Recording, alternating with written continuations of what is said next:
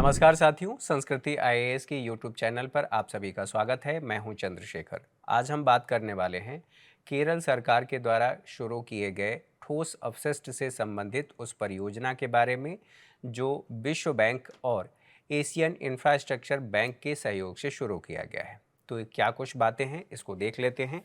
यहाँ पर यह पेपर की कटिंग है। Kerala government launch RS 2400 crore solid waste management project. तो यह 2400 करोड़ की सॉलिड वेस्ट मैनेजमेंट से संबंधित परियोजना है।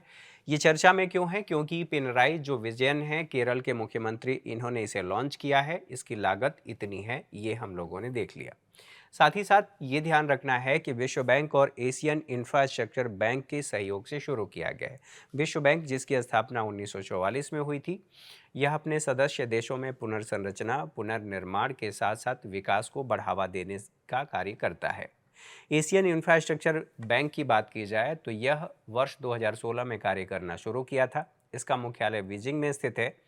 यह एक बहुपक्षीय विकास बैंक है। विकास बैंक मतलब अपने सदस्य राष्ट्रों में, और जो सदस्य इसके हैं, आप ऐसे भी कह सकते हैं, विकास से संबंधित कार्यों को बढ़ावा देने का कार्य करता है। अब विकास की बात होती है तो ये एशिया, चूंकि इसका नाम है एशियन इंफ्रास्ट्रक्चर इन्वेस्टमेंट बैंक, तो यहाँ इंफ्रास्ट्रक्चर अर्थात अवसंरचना के विकास करने से संबंधित है। तो एशिया में सामाजिक और आर्थिक विकास को बढ़ावा देता है। सदस्य की बात होगी कि कितने इसके सदस्य देश हैं, तो अभी तक इसके 103 सदस्य देश हैं। साथ ही साथ जब ठोस अपशिष्ट की हम बात कर रहे हैं कि ठोस अपशिष्ट से संबंधित परियोजना है, तो ठोस अपशिष्ट प्रबंधन अर्थात सभी जो गैर तरल जो अपशिष्ट हैं उनके प्रबंधन से संबंधित है। अब यहाँ पर अपशिष्ट, ऐसे अपशिष्ट जिसमें ठोस और अर्ध ठोस दोनों ही अपशिष्ट शामिल होते हैं, उन्हें हम ठोस अपशिष्ट कहते हैं। जैसे पानी की बोतल हो गई, आप न्यूज़पेपर को भी देखते हैं, वो भी एक ठोस है। इसमें शामिल नहीं है अर्थात कौन कौन सी बातें शामिल नहीं होती हैं, तो जैसे मानव मल हो गया या पशु का मल, इसको इसमें ठोस अपशिष्ट में शामिल नहीं किया जाता। अब ठोस अपशिष्ट के प्रबंधन की बात इसलिए की जा रही है क्योंकि इससे कई सारी समस्याएं जन्म लेती हैं। जैसे गंभीर स्वास्थ्य समस्याओं की बात होगी। अगर उचित ढंग से जो ठोस अपशिष्ट हैं उनका सुरक्षित निपटान नहीं किया गया तो यह छोटे छोटे कीड़े मकोड़े के प्रजनन का कारण बनता है, और वहाँ पर जो छोटे छोटे कीड़े मकोड़े, सांप इत्यादि जो पैदा होते हैं, यह संचारी रोगों को बढ़ाते हैं, अर्थात मानव में जो संचारी रोग हैं उनको बढ़ाते हैं, जिससे कई तरह की समस्याएं उत्पन्न होती हैं। इन्हीं बातों को ध्यान में रखते हुए इसके अलावा जो जल स्रोत हैं, अगर हम कहीं पर भी इन ठोस अपशिष्ट को फेंक देते हैं, जो ठोस कचरा है फेंक देते हैं, जैसे थोड़ी देर के लिए मान लें जलीय सतह में, तो वहाँ पर ये प्रदूषण का कारण बनता है। पर्यावरण को भी ये प्रदूषित करता है और वो फिर मानव स्वास्थ्य को प्रभावित करता है। ऐसी स्थिति में हमें इसके प्रबंधन की उचित निपटान या उचित प्रबंधन की व्यवस्था करना हमारे लिए आवश्यक हो जाता है।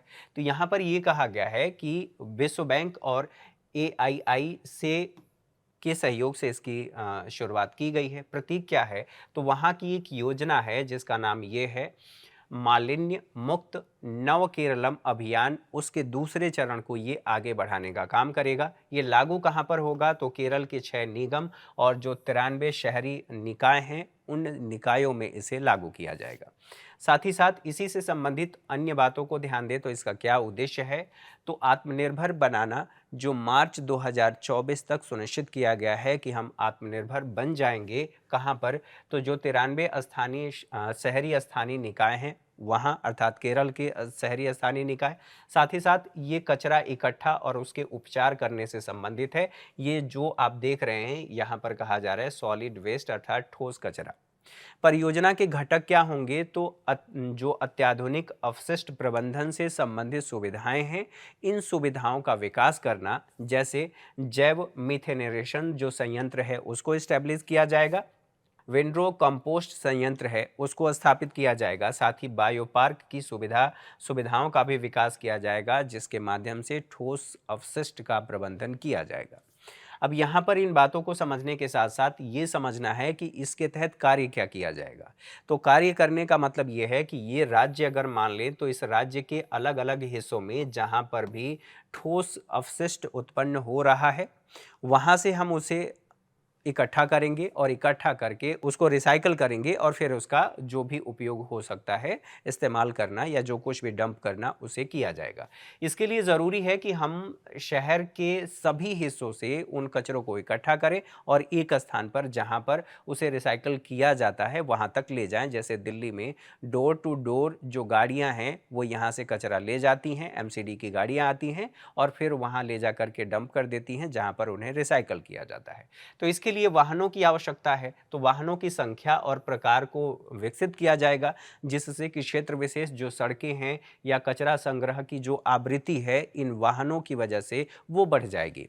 जब ये आवृत्ति बढ़ेगी तो इसका मतलब यह भी है कि इनका ट्रैकिंग भी, क्योंकि भ्रष्टाचार की समस्याएं भी हो सकती हैं, तो इसमें जीपीएस ट्रैकिंग सिस्टम भी लगा है, जिसके माध्यम से न केवल उन लोगों को पता चल पाएगा कि कचरे की गाड़ी यहाँ तक पहुँच रही है और जो इसको मॉनिटर करेगा उसे भी पता चल पाएगा दरअसल इस क्षेत्र विशेष में वाहन गया था या नहीं गया था।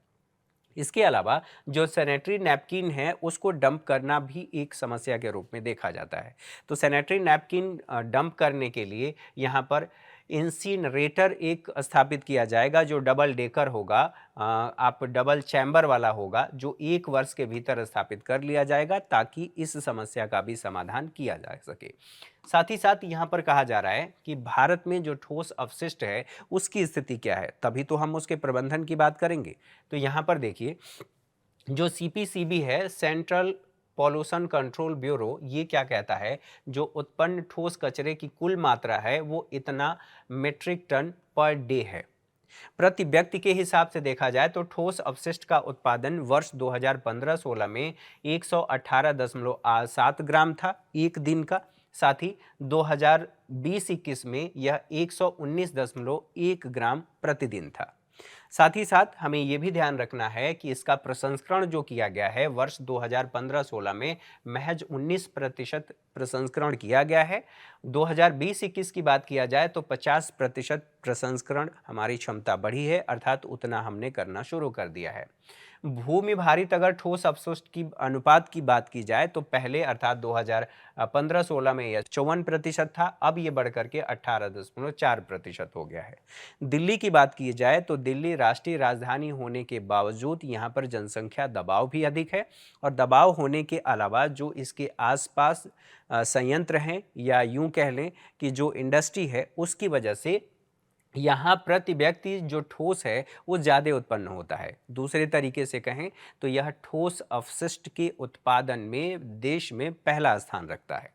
भारत की अगर बात की जाए तो विश्व की कुल आबादी का 18% है, अर्थात भारत भारित करता है। साथ ही वैश्विक नगर पालिकाओं की बात की जाए तो अपशिष्ट का जो उत्पादन होता है उसमें यहाँ पर 12% हिस्सा, अर्थात भारत उसमें 12% की भूमिका अदा करता है जो पूरे वैश्विक स्तर पर उत्पादन हो रहा है। नगर पालिकाओं की बात की जा रही है। वार्षिक कचरा की बात किया जाए तो यह 62 मिलियन टन है। एकत्र करने की जो हमारी इंटेंसिटी है या कितना हम एकत्र करते हैं, लगभग 43 मिलियन अर्थात 70% हम इकट्ठा कर लेते हैं, ऐसा बताया गया है। उपचार कितना कर लेते हैं, इकट्ठा तो कर लेते हैं लेकिन उसमें से कितना उपचार करते हैं, तो केवल 12 मिलियन टन का हम उपचार कर पाते हैं सही तरीके से उसका। साथ ही लैंडफिल साइटों की बात करें जहां पर हम डंप कर देते हैं, जहां ले जा करके ठोस अपशिष्ट फेंक देते हैं, उसका उचित या वैज्ञानिक तरीके से कोई भी निपटान नहीं हो पा रहा है। तो इसकी जो मात्रा है 31 मिलियन टन है जो आपको दिखाई दे रहा है कि यह यहाँ पर फेंक दिया गया है। इसी के साथ साथ यहाँ हमें यह भी ध्यान रखना है कि ठोस अपशिष्ट प्रबंधन नियम जो 2016 है वो क्या कहता है। तो यह लागू कहां पर है, शहरी समूहों, कस्बों, अधिसूचित जो औद्योगिक टाउनशिप हैं, नगर पालिकाओं के बाहर अन्य स्थानों पर लागू किया गया है। कार्य क्या करता है, तो स्रोत स्तर पर जैसे मान लीजिए आपका घर है तो घर से ठोस अपशिष्ट निकलता ही है, तो वहीं पर इसका पृथक्करण कर लेना, अर्थात कौन से कचरे को किस डब्बे में डालना है वहीं हम अलग कर लेते हैं। ठोस अपशिष्ट है अलग डब्बे में, अगर गीला कचरा है उसे अलग कचरे के डब्बे में, तो इस तरह से हम यहाँ पर उसे अलग अलग कर ले रहे हैं।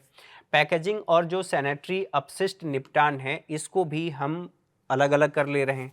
ठोस जो जनरेटर्स है उनसे हम संग्रह कर ले रहे हैं और निर्माता की जिम्मेदारी रखी गई है कि आप ये सारे कार्य करेंगे। साथ ही साथ जब प्रसंस्करण और निपटान की बात की जा रही है तो उपयोगकर्ता जो है उस पर यह शुल्क लगाने की बात करता है और उस पर शुल्क लगाने पर जोर देता है ताकि इस समस्या का समाधान किया जा सके।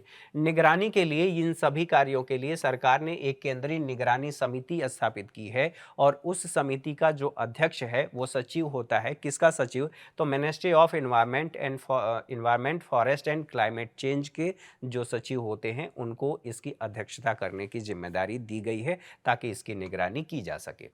साथ ही ठोस अपशिष्ट के स्रोतों की बात किया जाए तो कहाँ कहाँ से ये निकलता है, तो यहाँ पर देखिए हमारे घर से निकलता है, उद्योगों से निकलता है, उद्योगों से भी ठोस अपशिष्ट निकलता है, कृषि कार्य होता है वहाँ से भी ठोस अपशिष्ट निकलता है, प्लास्टिक, कांच, धातु, ई कचरा, लगातार ये बढ़ता जा रहा है। लगातार हम टेक्नोलॉजी अपडेट कर रहे हैं और उसकी वजह से जो ई वेस्ट है वो बढ़ता जा रहा है। जो चिकित्सा है अर्थात हॉस्पिटल आप कह सकते हैं, वहाँ पर ये मात्रा बढ़ रही है, अर्थात लगातार वहाँ से भी निकलता है।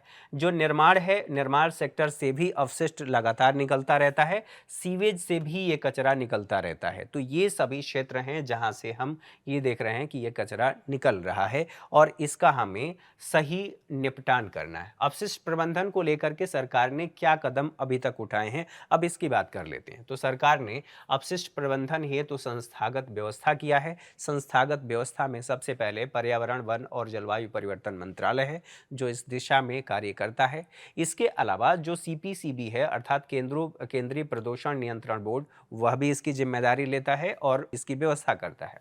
शहरी जो विकास मंत्रालय है वो भी देखता है और राज्य के जो प्रदूषण नियंत्रण बोर्ड हैं वह भी देखते हैं। ये तो केंद्रीय प्रदूषण नियंत्रण बोर्ड है, यह राज्य प्रदूषण नियंत्रण बोर्ड है। इसके अलावा जो स्थानीय निकाय हैं, जो यूएलबी की बात की जा रही है, अर्बन लोकल बॉडीज, संविधान की 12वीं अनुसूची के तहत वह भी इस जिम्मेदारी को निभाने का कार्य करते हैं।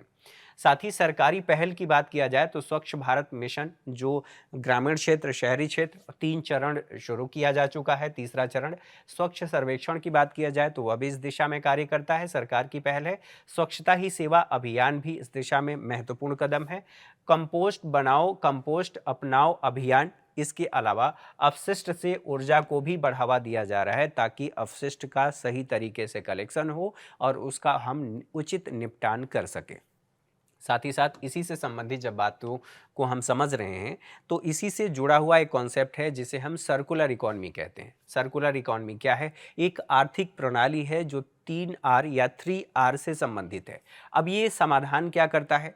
ये जो सर्कुलर इकोनॉमी है किस चीज़ का समाधान करता है, तो अभी उसको समझेंगे एक फिगर के माध्यम से। बहरहाल यहाँ पर देखें तो प्रदूषण, अपशिष्ट और जैव विविधता की हानि को ये रोकने का काम करता है। साथ ही जलवायु परिवर्तन सहित अन्य मुद्दों का जो प्रदूषण से संबंधित है उन मुद्दों का भी समाधान करने का ये प्रयास करता है। सवाल ये है कि ये कैसे करता है? तो इसके लिए 3R की जो हमने बात की, जैसे मान लीजिए हमने किसी संसाधन का इस्तेमाल किया, उसको हमने रिसाइकल किया, रिसाइकल करने के बाद हमने इसे रीयूज़ किया और फिर रीयूज़ करने के बाद धीरे धीरे हम उसको अब रिड्यूस कर रहे हैं, अर्थात अब धीरे धीरे उसके इस्तेमाल को कम कर रहे हैं। तो इससे जो हमारे देश में पर्यावरण से संबंधित समस्याएं हैं उन समस्याओं में कमी देखने को मिलेगी और साथ ही साथ जो आयात हमें संसाधनों का करना पड़ता है उस आयात में भी कमी आएगी, क्योंकि हम यहाँ पर कह रहे हैं कि रिसाइकल करेंगे तो रिसाइकल करने के बाद हमें बहुत से कच्चे धातु की प्राप्ति भी वहां से हो जाएगी।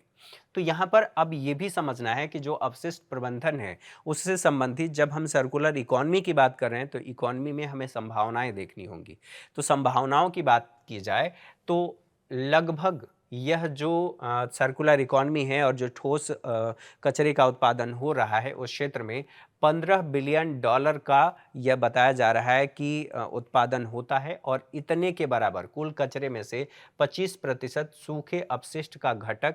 और ये जो घटक हमारे सामने है, ये जो आंकड़ा है, इस आंकड़े पर हम ये कह रहे हैं, आंकड़े के आधार पर पुनर्नवीनीकरण की संभावना है और इस संभावना के आधार पर हम ये कह रहे हैं कि यह इतने $1 बिलियन का है। स्वाभाविक सी बात है, अगर इस कचरे का उत्पादन हो रहा है तो हम उसका समाधान भी करेंगे, और अगर समाधान कर रहे हैं तो इससे रोजगार भी जनरेट होगा। और ये बताया जा रहा है कि 4% औसत वार्षिक इसमें वृद्धि देखने को मिल रही है, जो 62 मिलियन टन है। साथ ही नगरपालिका ठोस अपशिष्ट की बात किया जाए तो यह 70 मिलियन मीट्रिक टन है, और पुनर्चक्रण की बात की जाए तो 20% हो रहा है। साथ ही साथ जो अन्य लैंडफिल और महासागरों में डंप कर दिया जा रहा है, उसकी मात्रा तो अलग से आप देख ही सकते हैं। तो यहाँ पर इसकी हम बात कर रहे हैं, तो इसके द्वारा भी हम इस दिशा में आगे बढ़ सकते हैं। साथ ही साथ हमें यह भी ध्यान रखना होगा कि संविधान के अनुच्छेद 51 में प्रत्येक व्यक्ति की जिम्मेदारी भी निर्धारित की गई है कि वह पर्यावरण के प्रति अपनी जिम्मेदारियों का भी निर्वहन करे। तो इन सभी बातों को ध्यान में रखते हुए हमें ठोस अपशिष्ट को उचित ढंग से निपटान की व्यवस्था करनी चाहिए, और इस दिशा में जो केरल सरकार है उसने महत्वपूर्ण कदम इस परियोजना के माध्यम से उठाया है, जो निसंदेह पर्यावरण संरक्षण के क्षेत्र में एक महत्वपूर्ण कदम साबित होगा। Thank you for watching. Thank you very much.